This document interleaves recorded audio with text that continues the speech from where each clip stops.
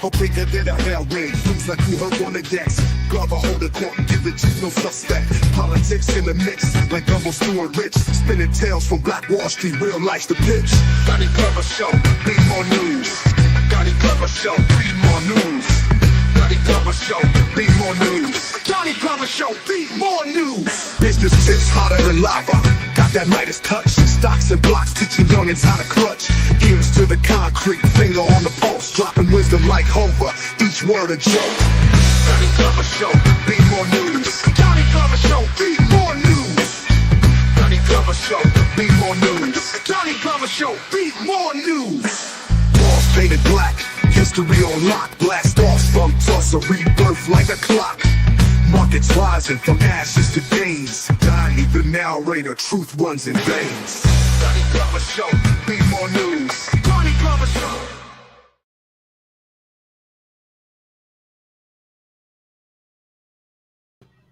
First name's Donnie, last name's Glover. Entered to win it for the long haul, baby. Mr. Lamont Bell, good morning, sir. Good morning, Mr. Donnie Glover. What's happening today? Man, you know what it is with me, man. Same old Zone 15, trying to make things happen, man. How's your day going so far? Man, I'm just glad to be in the land of the living. You know how many people didn't wake up this morning? Yeah. You gotta count your blessings. You're on the other side of the dirt, man. Yeah, man. Then we get a chance to speak with a national, if not internationally recognized speaker who's going to tell us some of the basics of business 101 that apparently a lot of universities and institutions of higher learning have failed to educate people about. That's what you said, Mr. Bell. Yeah, hey, and I stand by him 1,000% on that. And he told me this, Mr. Williams, right here in Baltimore on North Avenue. Every city's got a North Avenue. Yeah. And our North Avenue is very black. So we were in a very black situation. And he said, no, this man said, essentially, he wasn't putting words in your mouth, but he essentially said a lot of us have gone to college. Yeah. And totally missed the boat. He said we got accountants and lawyers. It's like a swing and a miss in baseball. Yeah, it'll be a tough pill for some people to swallow, but we'll see. Good deal. Yeah. So, Mr. Bell, introduce our speaker, if you will. How can I? It's hard to introduce somebody who lives with integrity and transparency. He's a guy who's a family guy, built a brand that's based on transparency and teaching, especially African-American guys and ladies, how to build and structure their business to the point where they build generational wealth. So no other than my brother from another mother is Mr. Dwayne Williams. Mr. Williams, welcome again. Where are you from, Mr. Williams? I'm originally from Lafayette, Louisiana, but I live in Houston, Texas. Man, I just left Louisiana. Hopefully you had a good time. A good time? Mr. Williams, I didn't go to the Lafayette. And if I mess up and say Lafayette, that's because that's how they say it. It's all right. It's all right. It's the same dude, Lafayette. The same dude referenced in Baltimore is the same dude referenced there. And I didn't know about the McDonoughs. McDonough 35, the school you talking about school. You went to New Orleans? Yes, I was in the dirty. Yes, sir. Okay. There's a huge difference between New Orleans and where I'm from. I'm very clear. They said New Orleans is not Louisiana and Louisiana is not New Orleans. And don't you know, I get back to Baltimore and I'm going through social media last night. They said, a lady said, Baltimore is not Maryland and Maryland is not Baltimore. That part. But you know what's the funniest thing? They had a debate on there. It was a guy from D.C. on social media, a guy from D.C., lady from Baltimore, and they were saying, Baltimore's not a part of Maryland. It's his own island. I'm like, well, I've heard him really say Baltimore's not a part of the DMV. Man, they said it was part of Maryland. Not I said, how can something that's in the middle of Maryland not be a part of Maryland. So I was confused. Because we have our own, like New Orleans. Right. Let me tell you something. Louisiana, I wrote this book. This is my second book. I don't know if you can see it. I Am Black Wall Street. Mm-hmm. When we talk about the history of Tulsa, Oklahoma, you can't talk about Oklahoma. I wrote this during the centennial 4 years ago. They already got books about Tulsa. I wanted to know the backstory. Where did they come from? Mm-hmm. Mm-hmm. And I learned that they came initially from Florida. And so when you look at Louisiana and you look at the history, the purchase of Louisiana, how that expanded the country another 2/3. That's correct. The history of Louisiana, the French, the Spanish, the British, the Caribbean, the African culture, the indigenous American, it's just so much history. But I was looking also at all of that water around y'all, man. Yeah, it's a lot of water. It's a lot of water. We can swim, or at least some of us. And then they made me try the alligator, and I had no problem trying the alligator. I wasn't mad at it. Mr. Williams, you got me talking. What's on your mind? How are you today? I am doing well. I cannot complain. And if I did, who would listen? Okay. All right, take us to school. What is it that my accounting 101 and econ 101 professors failed to teach me and thousands upon thousands of others, especially in Morehouse? They was charging me top dollar down there. Of course the 3 semesters I could stay. Of course they were. Of course they were. So to be honest, so first of all, thank you for having me on the show. And I always preference these type of conversations by saying, let's level set for just a second. None of us went to school to be an entrepreneur. We didn't go to school to learn entrepreneurship 101. We went to school to learn how to work for somebody else. In that particular system. And one of the things that, we look at is when everyone starts a business, we're basically starting a business off of what someone else recommended to us, not because we've done our research. And one of the structures that people choose is the limited liability company, and all of the things that come with that particular structure. So, and keep it in the spirit of, history, right? And things of that nature. The limited liability company structure, the LLC only came around in 1977. So one must ask themselves, what was America doing before 1977? The last state to ever accept the LLC statutes was in 1997. So how can our ticket to financial freedom be wrapped up in a business structure that's literally less than 50 years old? Can I just get in one question? You sure can. Lamont has talked about you and the LLC. Did you and LLC have a beef or something? Were y'all neighbors? Was he the bully down the street? What did LLC do to you, man? Whenever people structure their business as a limited liability company, they automatically think that they are protected with that structure, that if anything happens to that business, that they have limited liability protection, right? What most people don't understand is the LLC is only recognized by the state. The LLC is only recognized at state level. So what happens is it is a pass-through entity, which means that you have to take financial responsibility for all of the business's income, losses, and deductions. Whenever you, as a business owner, take financial responsibility for a business's income, if anything happens to that business, they're coming after you. So I did what most business owners do. You go secure a loan, and when life happens and you can't afford to pay that bill anymore, who do you think they're coming after? And they came after me. I had a judgment. I was sued, and a lot of other things that happened to me as a business owner. And I realized it happened because I was not educated on what that structure meant. And there are so many business owners that start the business thinking that the LLC protects them, and it doesn't, because they are a disregarded entity. So my issue is not with the structure.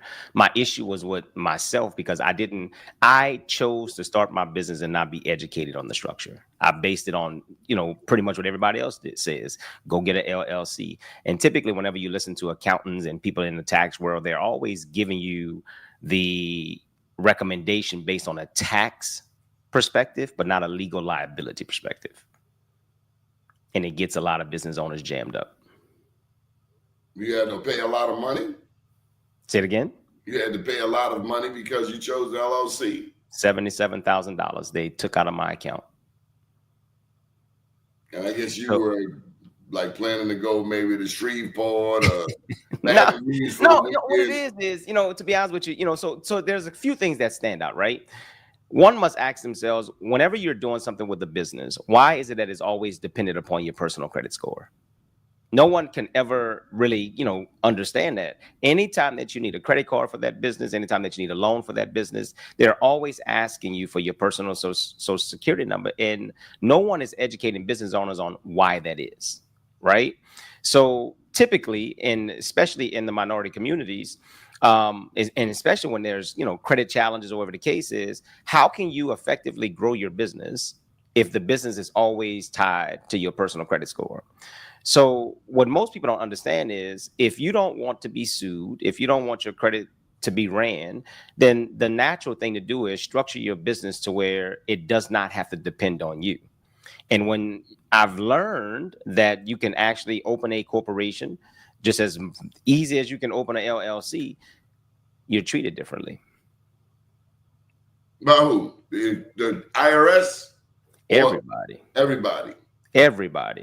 Because at that point, a corporation, according to the Internal Revenue Service, is seen as a United States person. So when we live in a world where there's always, when we live in America, right? And a lot of things when it comes to business is always either you're a Black-owned business, a minority-owned business, white-owned business. You know what I mean? So when we always have those things at the forefront, the question becomes, how do we even the playing field? Well, if I structure my business as a corporation, that corporation is a person. That corporation isn't a color, it's a person. So if I present that corporation, right, then people are going to treat me differently. And I've figured that out. And it has blessed me tremendously. So is your business white? My business is not white. My business is a consulting firm. Whenever you fill out a EIN application, whenever you register that business at the state, it never asks you if you're Black or white. That's true. I wanted to ask you, have you ever put down that your race is white? And would that be illegal or wrong? Where am I going to put it? I just mean a lot of times they ask us these dumb questions. What race are you? That's just a question I've had in the back of my mind floating around. Okay. Absolutely. So with that EIN number, one can then apply for credit. Well, see, that's another part of the conversation that most business owners don't even know what an EIN number is. The E in EIN stands for employer. The definition of an employer is a person or organization that employs people. To employ people, that means to give them work. If you don't have nobody you paying, how can you be defined as an employer? All right. Cat from Florida, he the first one to step up. What if you put an LLC in a trust to protect you from lawsuits? A trust does not protect against pre-existing debt. Most people get that confused as well. That means whenever you acquired that debt, that debt was secured by a lien. That means either the bank, financial institution put a lien against that debt to protect their interest. You can't take something that has a lien against it and just put it into a trust that, and act like it's going to be protected. And we got to go back before that. The trust, the limited liability company is only recognized at the state level. Every state operates differently. Whenever you use a federal EIN number with a structure that's only recognized by the state, you have to consider state jurisdiction and federal jurisdiction. You cannot just take something that's recognized only at the state level and somehow protect it in a trust. People I understand what people are trying to do with the trust, but when they started the business by connecting themselves to the business, which kind of defeats the purpose almost. And if you go look at your EIN document, and again, regardless of what school you went to, if you go look at your EIN document and you have a limited liability company, that EIN document is going to have the business name LLC with your first and last name on it. How do you separate yourself from something that has your first and last name on it? Well, that's why Mr. Bell told me we were bringing you on the show, because you're coming to Baltimore to teach us. Absolutely. And by the way, can I get my tuition money back? And can I get uncharged for the student loans? Because apparently I got flim-flam. I got stuck up. I got robbed, and I'm not alone. There's a lot of people. But again, I mean, if we go back to it, right? What did school teach us to do? Or what was school supposed to teach us to do? School was supposed to teach us how to research. Did anybody force you to go get that LLC? Yes or no? Nobody held a gun on us. Okay. But the question is, why did you choose the LLC? Why did you choose that structure? Because the person who was advising us suggested it. And did you go check to see if that was the best situation for you? Hell no. I was too happy to open the business. That's the truth. And that's what happens with a lot of people, right? So we take that, Exactly. but no one gives us the education on what happens when we have that LLC. I What happens trusted when I the need money? lawyer to study those things.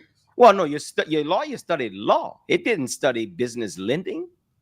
But you're also telling me my accountant apparently wasn't paying attention in class. Your accountant was supposed to tell you that 1 + 1 = 2. That has nothing to do with you being a personal guarantor on a loan. And let me ask you this question, just out of curiosity. In every company that you work for, there's always different departments. You got the legal department, the tax department, human resources, the operations. Is that fair? That's very fair. So you went ask one department about everybody else's job. This ain't how I was really looking to feel early on a Monday morning. I So the first key, in all honesty, the first key to fixing this is we all got to take accountability. We went to somebody who we thought can give us the answer for everybody's job in our company. And that was the wrong approach. He said I was going to feel this way. Is that solution, Mr. Williams? Yes, it is. If you don't ever want to be personally connected to that thing, if you don't want to, there's a number of different ways. If the first thing is, if you don't want to ever be responsible for that business, if we go back to that EIN document that has your name on it, we have to get your name off of that document. The only structure that allows you to get your name off of that document is a C corporation, because a corporation is seen as a United States person. That's the first step. Then once you understand that if I take that corporation and let that corporation lead, then I have to ask myself, what is it that I really want out of things, right? Most people hate paying taxes, and I get it. Who wants to pay taxes? Donald Trump don't. That's my thing. Easy. He ducks them. Yes, legally. He ducks them. I want to be like that in that regard. That's the only thing I admire about that man. He got more moves than P. Diddy. Well, I'm gonna give you a real simple strategy. Watch this. You ready? It's gonna be real simple. If you don't want to pay taxes, donate all of your money to charity. The IRS ain't never said you couldn't own the charity. That part. That part. Most people don't understand if a corporation is a person, you donate money to a person, which is a nonprofit, right? If you have another person in the background, because Donald Trump has a whole bunch of companies, right? Then you let your nonprofit donate to another corporation. Hire another corporation, and you can take money from that other corporation. There's a number of different strategies. But we got to get your name off the paper.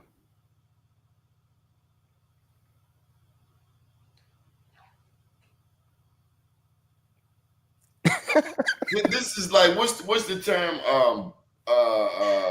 Cognitive dissonance. That's a good word. That's That's an excellent word. that's I mean, the idea is simple, right? One of the things we have to go back to the beginning. If I use a number, EIN number, that always has my name associated with it, because again, if you go look at think about it like this: your accountants, your lawyers, and everybody tells you that you are separated from the business, but you can read your first and last name on that EIN document.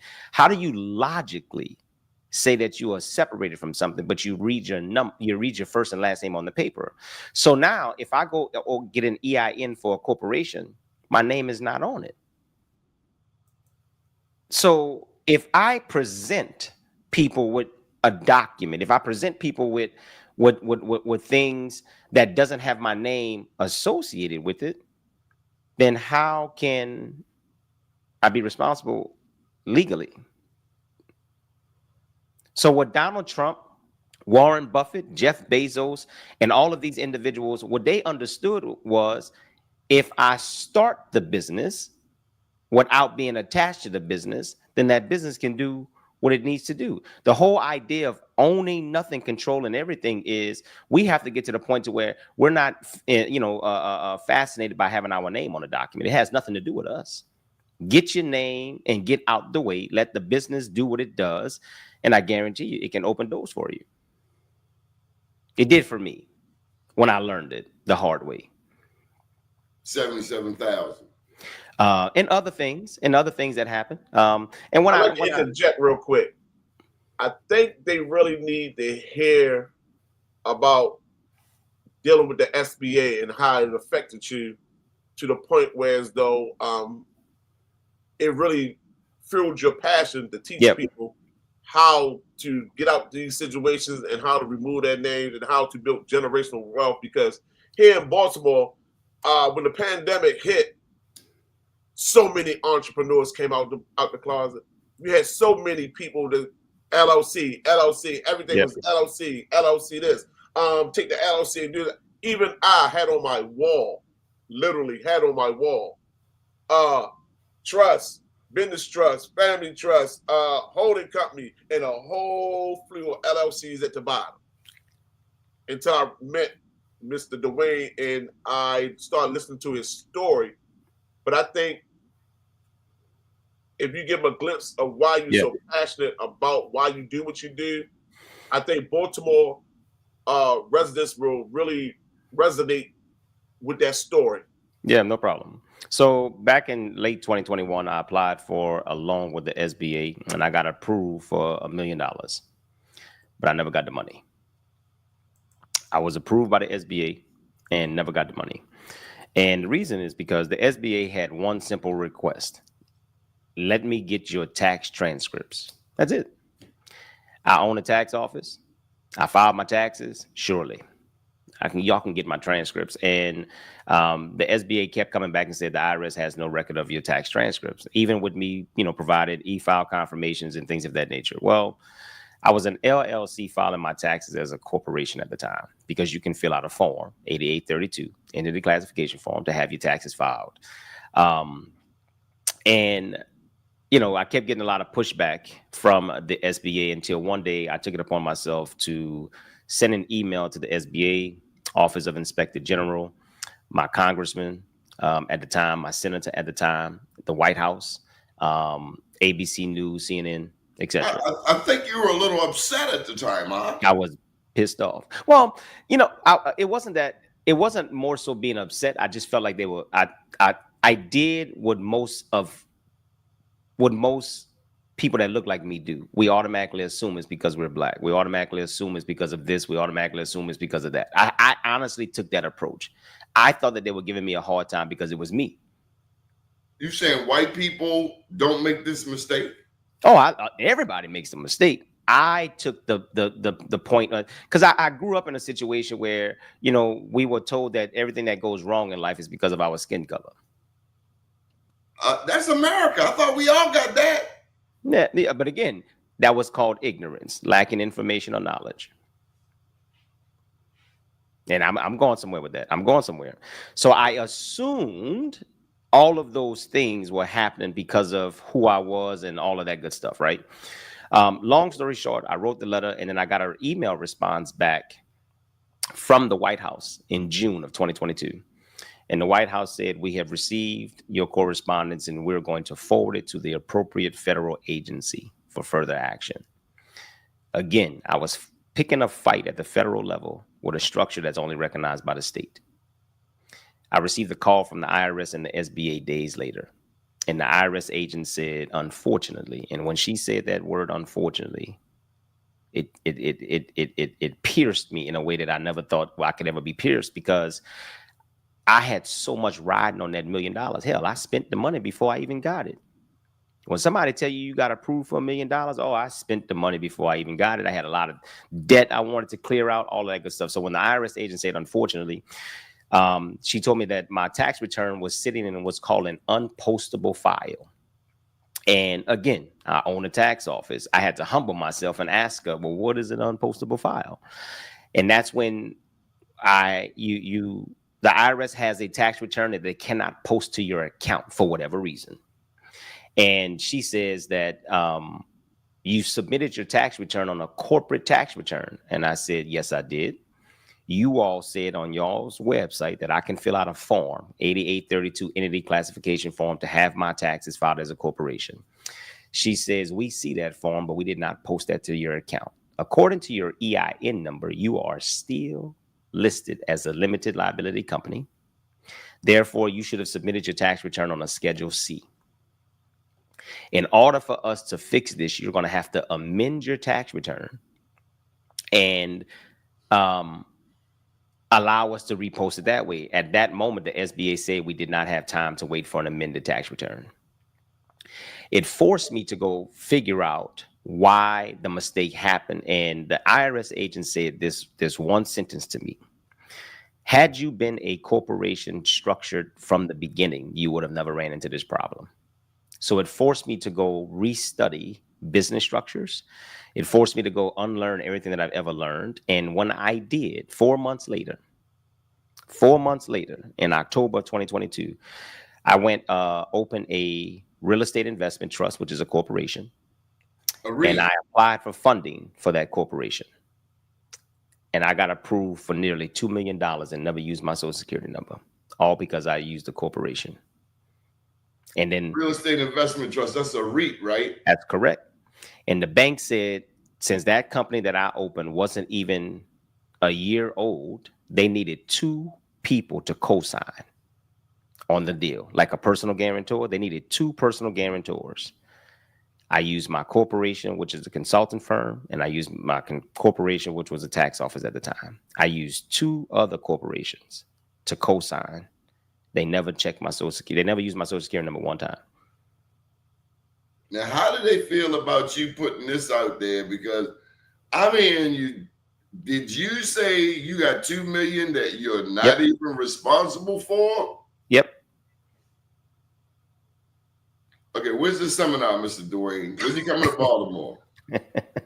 Well, the original date was June 19th through the 21st, but I think we've made a decision to postpone it to another date. We haven't selected the date yet, so we're still working on that. I think more people needed to figure out and hear me before coming to Baltimore, so that way they can understand that what we're trying to do is help people build a legacy.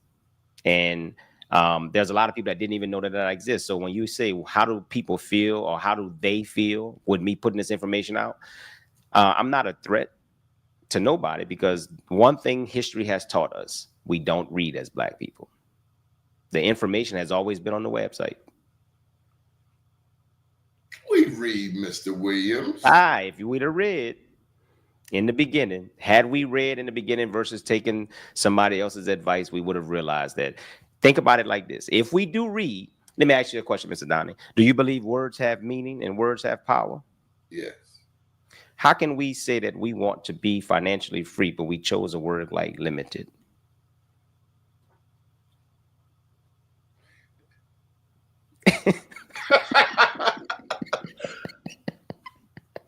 Do you consider Because yourself the a small damn business owner? lawyer we trusted to bring to the table said get the LLC. And you know what?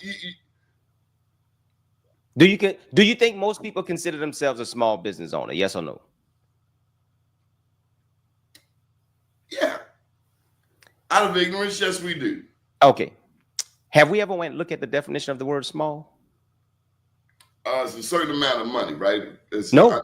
The definition of the word small is of a size less than normal or usual, insignificant or unimportant. That's the definition of the word small. Yes. Nobody asked you when you opened your business, were you a big business or a small business? Why did you put yourself in that category? So if you I never said I was a small business in this conversation. But if we believe that we are small, they're gonna treat us as such. If we believe that we are limited, they're gonna treat us as such. You have no argument here. I totally agree. So I teach people business structure from that perspective. Mr. Williams, somebody might get punched in the face in America if they watch this show today. Because I see some people going back to their accountants, to their lawyers, maybe even to their spouse. And this is going to be the question. Why did we get an LLC? Because you told me that you didn't. You told me. Now watch this. Whenever you go to the attorney and you tell them your situation, right? They're going to do the right thing for you to do. So it says, if that attorney or that accountant told you, I don't know anything about a corporation, would you use that attorney or that accountant?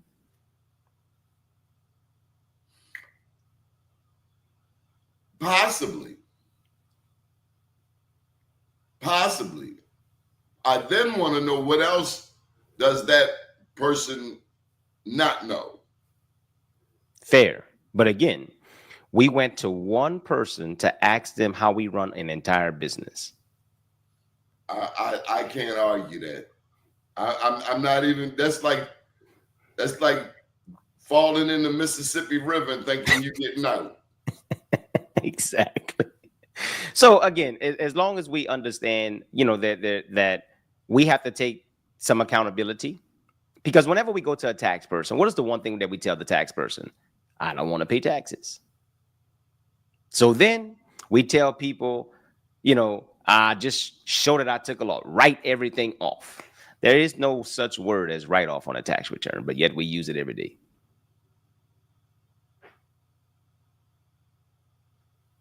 So as long as we can take accountability, and if we are searching for a desire to change, right?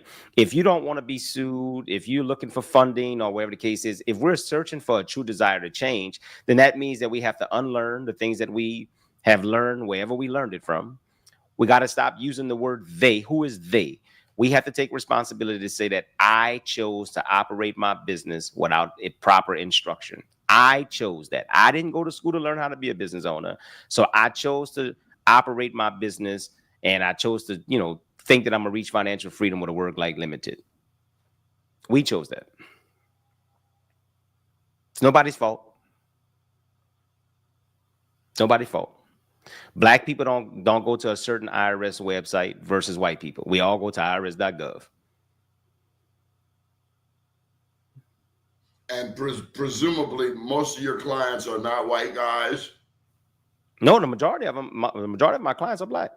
I do have a very diverse group of clients, but the majority of my clients are black. Are you suggesting that white people don't make the same mistake? I'm suggesting that every race makes this mistake. Everybody makes a mistake because, again, we chose to. Well, let me give you some IRS statistics. According to IRS statistics, that's 23 million people have a business that's structured as a sole proprietorship. 21 million people have a business that's structured as a limited liability company. That's 44 million people. Only 1.7 million people have a business structured as a corporation. If we take those numbers and we realize that only the top 1% of people in America or in the world are wealthy, and they don't do what other people do. So there's 44 million people who chose to do things based on hearsay.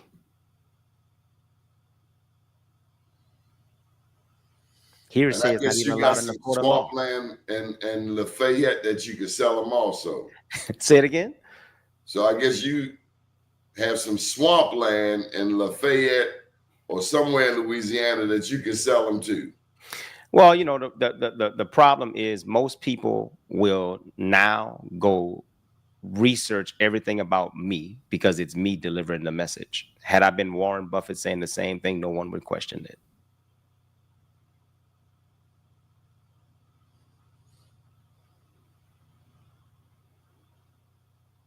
If I'm wrong, tell me. See, if I'm wrong in my collars, where you belong. No, but no, seriously. All I do is I just try to genuinely help people understand that there is a way out of your situation. There is a way to put you in a situation where you can actually, become financially free. But it has you're learning, and the way that you approach business has to change. Stop calling yourself a black-owned business, because if we walked up to a store and it said white-owned, we would actually have a riot. We would boycott that store.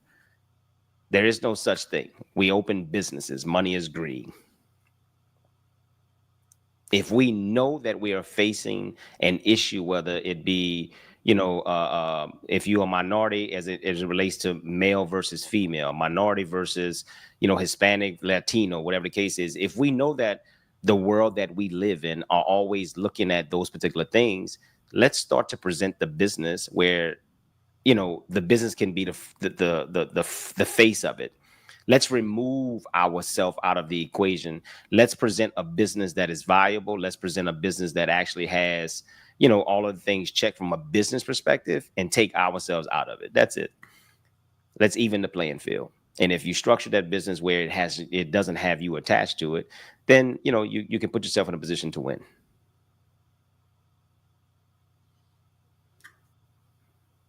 Tell me about purpose-driven life, Mr. Dwayne. Have you found this to be your purpose? I believe that it is my person. My purpose. I've taken what was extremely painful and turned it into purpose. Right. I believe that I had to go through those things, for not only myself, but to help others. And I use this fuel. I use all of my experiences from a very transparent perspective. I don't mind showing people that I got sued. I don't mind showing people the judgment. I don't mind showing people, all of the failures that I've had in life. But I also don't mind showing people, once I decided to change, how it actually opened up doors for me. I have made more doors have opened up for me ever since I changed the way that I think, right? And I just share my story with people. I share my story from, being, sexually, assaulted as a kid.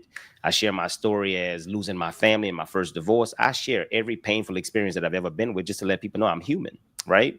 And when we don't seek therapy, and when we don't do all of these things, we tend to take those traumatic experiences into the business world. And,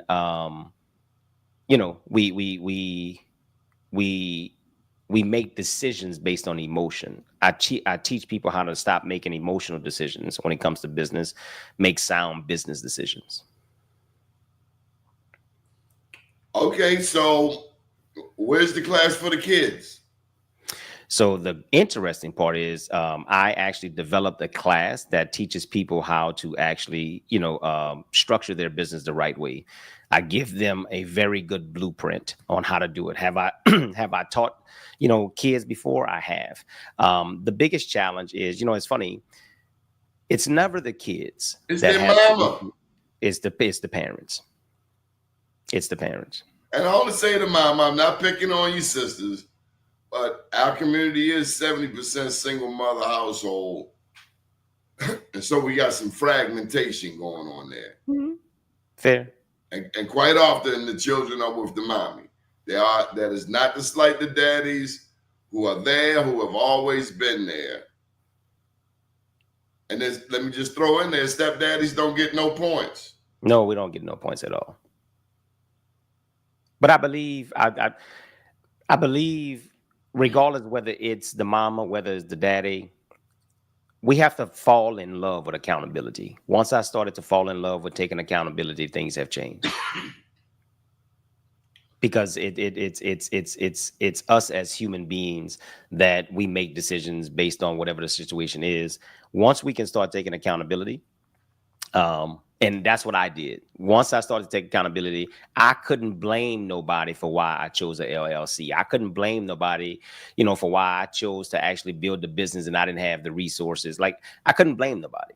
I had to really say, hey, I started this thing without being properly educated because I wanted the instant gratification versus doing everything else. Think about it like this, right?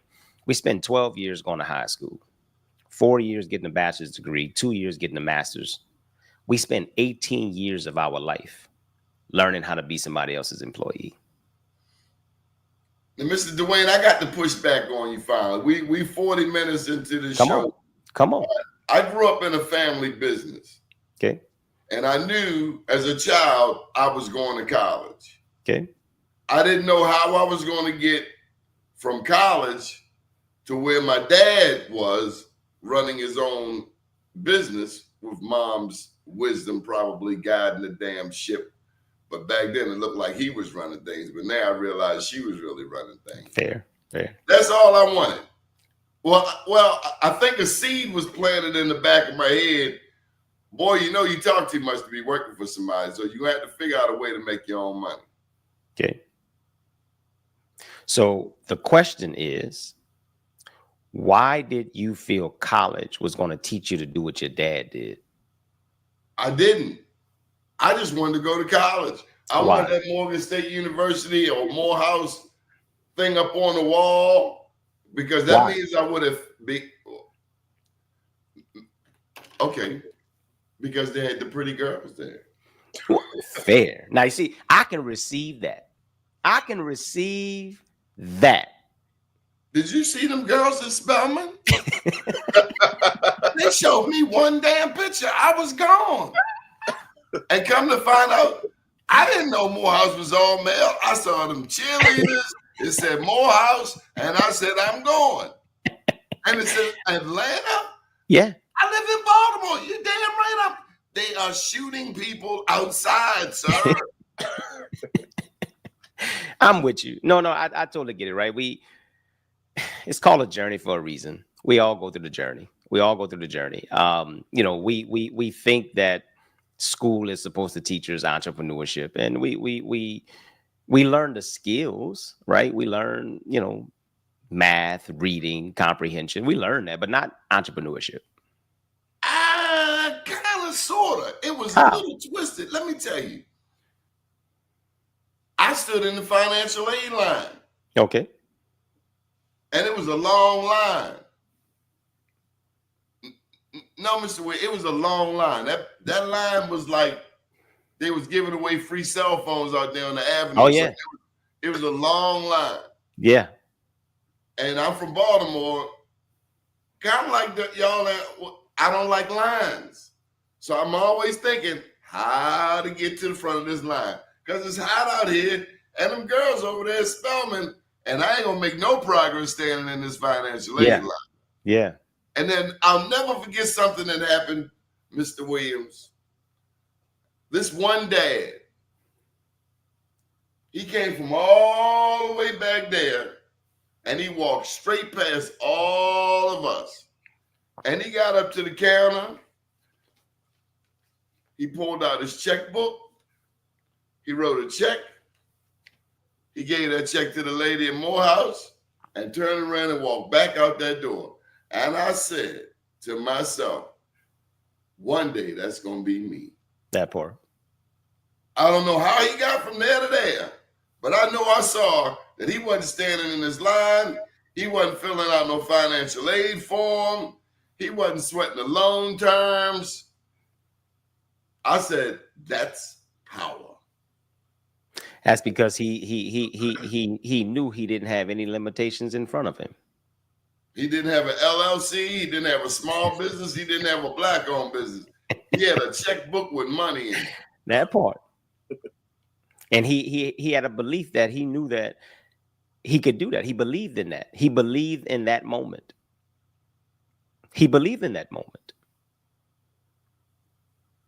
Sometimes we just don't believe in ourselves enough. We don't believe that we can actually be that guy. Because why? We always tend to operate out of fear, false evidence appearing to be real. Being a business owner means taking risks, meaning that you have to know that being a business owner, you're not going to get a check every 2 weeks. Are you willing to bet on yourself like that? I did that 23 years ago. How did that work? How did it work out for you? I'm still working for myself, getting a little bit smarter. But today I feel like I went to summer school, and tomorrow's gonna be a little bit better because I done made up for some stuff that I didn't know. Now, but I gotta tell you, somebody might get punched in the mouth today. It's gonna be some accountants. Oh, I'm sure. They're gonna watch Mr. Bell's version, they're gonna listen to this, and then they're gonna go ask the accountant. And the rush is over, it's June, and they go. I learned during the pandemic that accountants didn't know much about the COVID money. Of course they did. But can you, okay, so yes, I can understand people's frustration and wanting to go to the accountant. But what if the accountant said, I didn't tell you to structure your business as an LLC, you did that?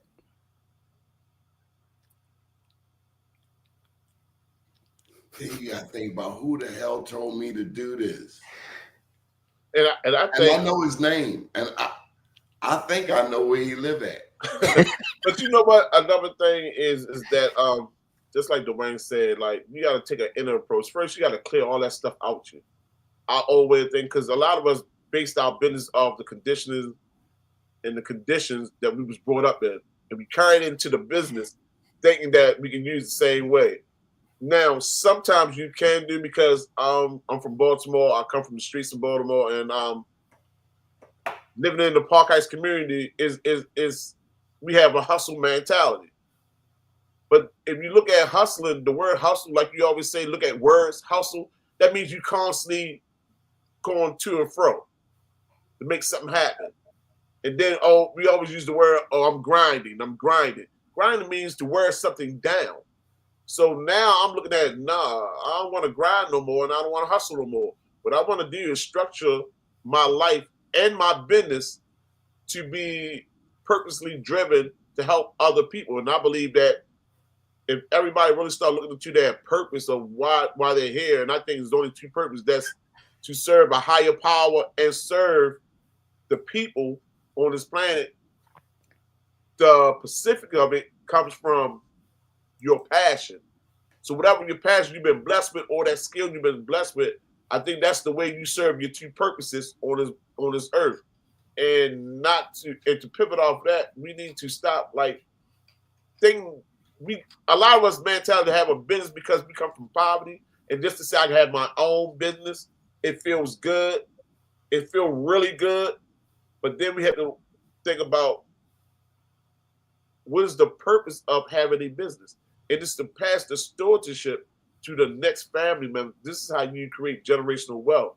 And I think we're getting away why truly we should have a business to pass it through the family, so they won't have to suffer, and that family built the business so they won't have to say to the next generation do the same thing, and it constantly elevates into the point where, as though, just like Smucker's been around 140 years. I'm not going to give the people but so much praise, because we all know how they got to where they are. Oh, yeah, of course. Mr. Bell, I got to push back on you now. Okay. You say you grew up in poverty. According to the United States, yeah, it was poverty. When you're making sandwich with sugar on and put in there, and put in on, or your lights getting cut off every couple of months, or your sister have to go to Murray Steakhouse to steal to get food for 10 children, yeah, that's poverty. And you living in a apartment building with 10 other siblings, and there's only 3 bedrooms, I consider that poverty, according to the United States. Now, in other places around the world, it's horrible. My situation don't compare to theirs. But growing up it was an adverse situation for a single parent mother. So yeah, I was living the poverty. Okay, that's fair. But there is a difference between poor and broke, right? Mm. Yeah. Now I wouldn't come up Park Heights, especially if Paul McCourt and said, you know, make that an issue. Because Mr. Williams, what you might want to know is Park Heights is like a litmus test. Mm. Mm. Okay.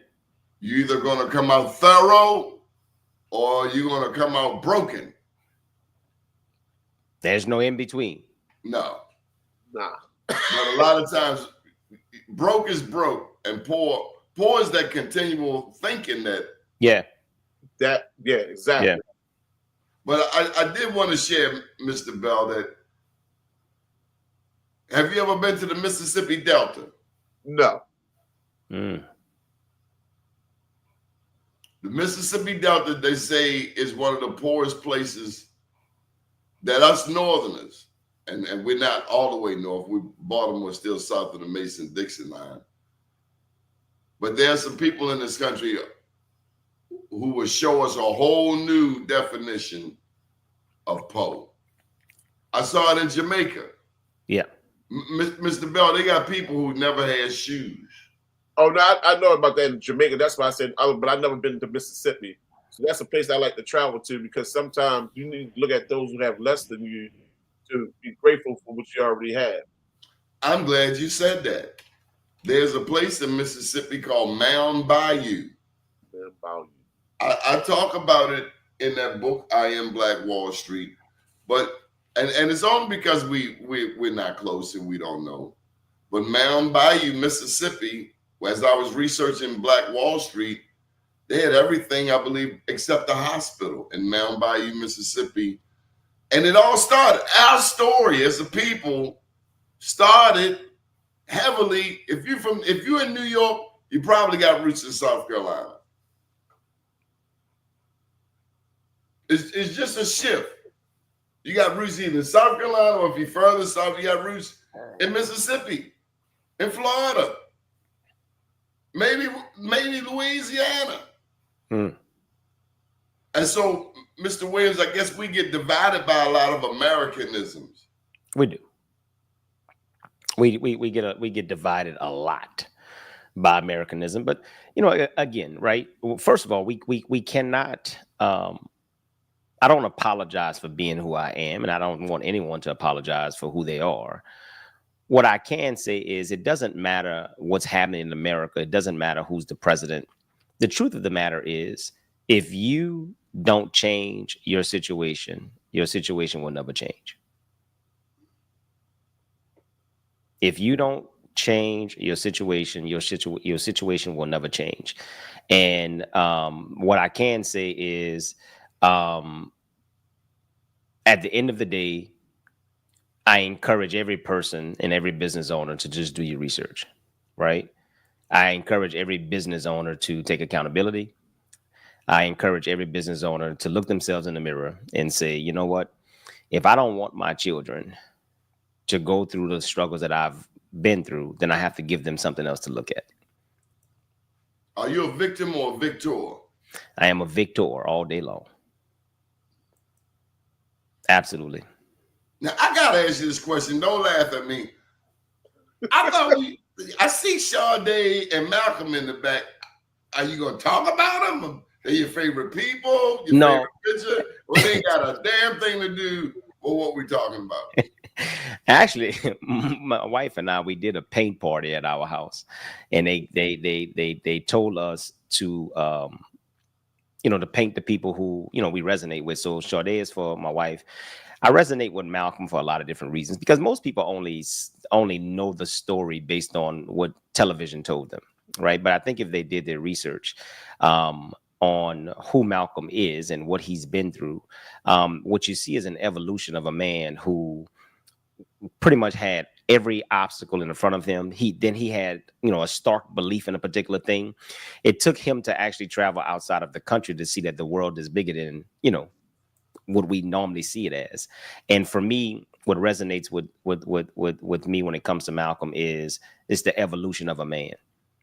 You're not a product of your environment. Did you know his mama? Now, I read in the book, they tried to say his mama was crazy. I just learned his mama was a Pan-Africanist. I think, again, it goes back to the history.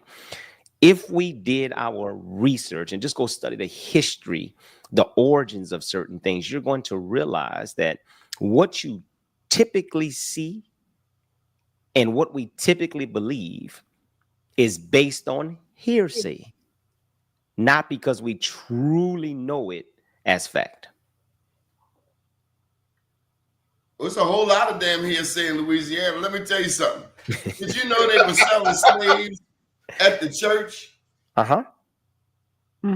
Lamar, did you know that the church, that's where the slave sales was? I'm like, they say, I'm gonna take you to where they sell the slaves at. So watch this. Now say that again. So you said, so they were selling slaves, right? Yeah. So they sold slaves. So if money put us into slavery, purchase, how do we feel money gonna get us out of it? Money Honestly, isn't the Mr. issue. Dwayne, because I've seen enough damn movies where the dude is coming out that bank and he got the bag of money and he get away. Maybe I watched The Town one time too many, but I seen him with that bag of money and I saw him get away, and he was somewhere down your way in Florida. Tangerine, Florida. And he was broke shortly after. I didn't say that part, Mr. Dwayne. Well, I'm just saying. It's what I get. That's why when you look at the lottery statistics, most people who win the lottery are broke within the first 2 to 3 years. Average player don't last in the NFL past 25 or 30. Because we're not taught on. We're thinking that money is the key to us being financially free. Money is a tool and it's a resource. It's the mind. Cats might think marrying a white girl is going to make them financially free. It might do some other things, but I don't think financially free is one of them. That's how they kind of sell it to them young men. And they buy it. They buy it. Many people buy it, but it is what it is. Okay, then you got to tell us why your wife picked Sade. I would do her some injustice. I won't get you no trouble. She gonna watch. We love Malcolm. Yeah.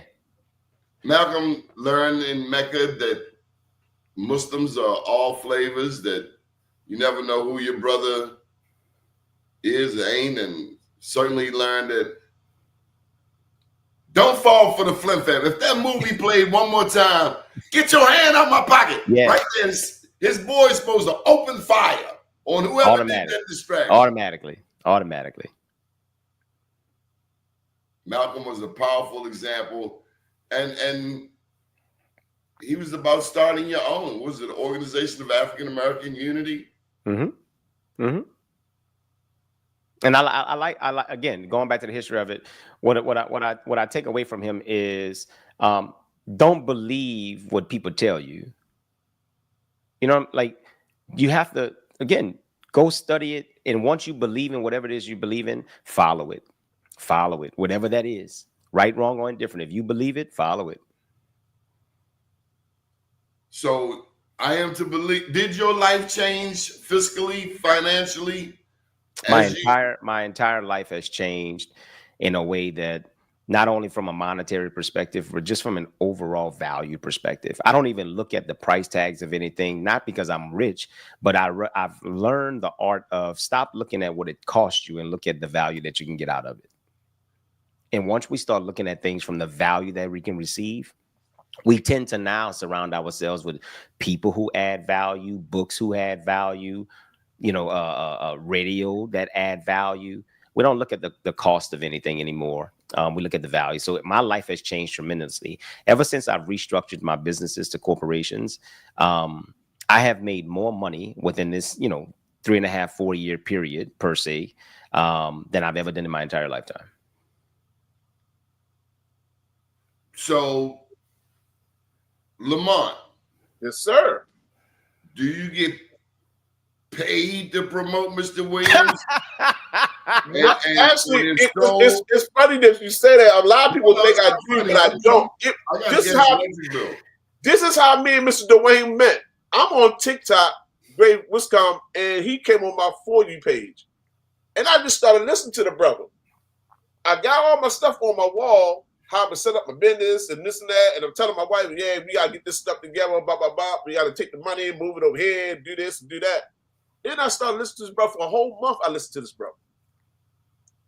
And what led me to him is the receipts. He's literally on live, pulling up off his computer, his information.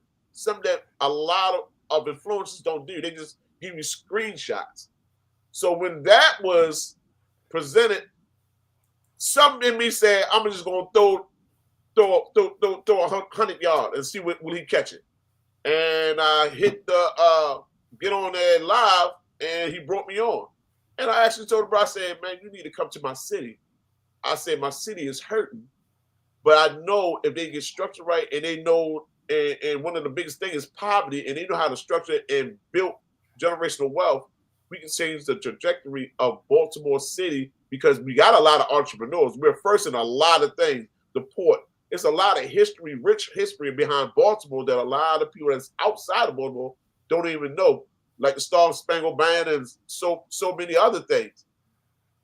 The Underground Railroad. So I said, I have to get them here. So my mission was I'm going to get them here. I don't care what it costs or what I have to do. I'm going to get this brother here because this information needs to be given to all these young and older entrepreneurs that don't know this information, that's keep on hitting the ceiling and don't know why they're stagnated. They just keep hitting the ceiling. So how do I remove that ceiling out there? And I say they need this information. They need to be taught to them in a manner where as though it holds them accountable, but yet allows them to use their creativity to build a business that they love and can pass on from generation. So, Mr. Williams, do you like sports? Love sports. I got a curveball for you before we get up out of here for the day. Let's go. Facebook took my page with 211,000 followers. Okay. I didn't put nothing up there about nobody's mama. I didn't call white people the devil. I just put up Black history stuff. Okay. This page was touching 4 to 6 million people a month. Okay. And they never really explained to me why they took my page. Okay. Is there a similar lesson in that experience for the rest of us? Because we think we own something, and what became really, really, really, really, really, really, really clear is that I'm a guest in somebody else's house. That is a lesson for every business owner. Whenever you are dependent on something else or someone else, at any moment, they can pull the rug from underneath you, and you can't blame them. Why? Because you chose to depend on them. Well, I'm applying it to this new book I'm coming out with, where I'm looking into Joy Reid, Roland Martin, and every city's got those Black people who were in media, and we had the corporate job. We had our own parking space. We had our name on it. And then one day, we talked smack to somebody who we didn't know that was so-and-so's cousin's boyfriend's girlfriend's auntie. And then they said, Mr. Glover, well, it didn't happen to me. But watch it. You said something very key. What type of job you had? A corporate job. But you chose to be a limited liability company. The lesson in that. That's that story teach tool moment. Language, as you say, words are very important. Absolutely. So, again, no, Lamont does not get paid by Dwayne Williams. I promise you. I promise you. He Are does you not. hiring? And I say that facetiously, but I imagine all of those entities we saw over the past 30 years since college, A.L. Williams, the multi-level marketing joints. I mean, if we're going to be hustling, we might as well be hustling together. That part. So I encourage business to business transactions. I encourage business to business transactions. Well, we want to cover it right here on our network, and whatever we can do, we will in terms of promoting this upcoming event. And I got to tell you, man, now they gave me some crawfish etouffee. I told my man I wanted shrimp etouffee. He come back with the craw, and I wasn't ready for crawfish. But too early in the morning, and it was a little salty. But I did have the beignets and the coffee. Okay. Oh, you had some fried biscuits with powdered sugar. That's all it was, but it was good. I know. It's the little things. We will make anything taste great. It's because we put the love in it. It's all the love. It's the same grease. We just put a little love in it. But I also heard the ancestors down there screaming for us to wake up. And they would, let me tell you, as soon as I got going and coming, you know all they were talking about there? Besides Haiti, they were talking about Ibrahim Traoré. Ibrahim Traoré, the new president, the leader of Burkina Faso. There's a lot of rich history in Louisiana, and I think a lot of times people think about the food, but it's a liberation, man, freedom. That's where it went down. It did. The connection to Louisiana Haiti is still one of the only states. Louisiana is still under the Napoleonic law. And so meaning that when everybody talk about go get a trust, you can't go get a trust in Louisiana just like you can get everywhere else. That's why they call it the Louisiana Purchase. Damn, we got a whole new we think we know and we don't know. Cognitive dissonance is when Mr. Dwayne Williams comes along. First of all, Lamont Bell all the way up on North Avenue telling everybody you better go see him. If you don't, you're a dummy. He ain't say that, but he got that blind like, all right, okay, dummy. He didn't call nobody a dummy, but he's like, okay, don't go, dummy. and man, once we get this date put together, I think it's going to be even better. And I'm glad that people are getting exposed to this. Me, sometimes, like, I don't look at small pictures. I don't step over the dollars to get to the pennies. So I look at a bigger picture as let the masses of people get this. They need it. Sometimes money is not really what everybody seems to be. It's the networking and the mutual respect that you gain by dealing with you, Mr. Doni, Dwayne, people who really care about the people. It is not really about a dollar value. It's like we need to get this information to elevate our people to a certain status. Once again, I'm on autonomy, and then I can integrate with everybody else, me personally. So that's what I'm doing now as I build these businesses out. I'm just building autonomy to whereas I can wrap it around other people, show other people whereas though, hey, here's this guy who can teach you how to structure your business, how to build generational wealth, and take you from one place to another. You don't have to worry about getting your credit hit, worrying about funding, or worrying about because your skin color is this, you might not get the same treatment because that business is its own person. And how to step out the shadow, not be always wanting to be in the light. Hey, here I go. No, just be quiet and let your business do all your talking. So once I get this out to the public, I think it's going to do a great justice for those who's dealing with this LLC. Because I ain't gonna lie, I was like really deeply rooted in the LLC. I want to have 15, 20 of them. But now I sit back and had to go back and say, Dad, this man made me change my whole plans. My wife looking at me crazy like, what you talking about? I said, man, I listen to this guy and it makes sense. And he took me through the process. So once people start learning about the methodology of what they've always been there, but the way he explained it, I think he explained it in a unique manner that's done with simplicity. Because doing this by yourself, you'll get confused. But the steps that how he got it lined up is a walk in the park. Good deal. Mr. Bell, how can people get in touch with you to get follow-up information? You can do support at choiceschancechange.com. And coming soon is Relentless Mindset Movement, which is going to spearhead a movement of having Mr. Dwayne and other people that can benefit the city of Baltimore. So support at choiceschancechange.com. And hopefully that we'll generate enough buzz to hurry up and get this date moving forward and get these people informed so they can change their lives. It's transformational. That's all I can say. It's a transformational information. It's not just a fly-by-night talk or motivational. It's transformational. Mr. Williams, thank you for making our Monday morning. Any final thoughts before we get out of here? Never follow anybody who hasn't been where you're trying to go. Never take advice from anybody who hasn't accomplished the things you're trying to accomplish. Okay, can you say that again? Never follow anyone who hasn't been where you are trying to go.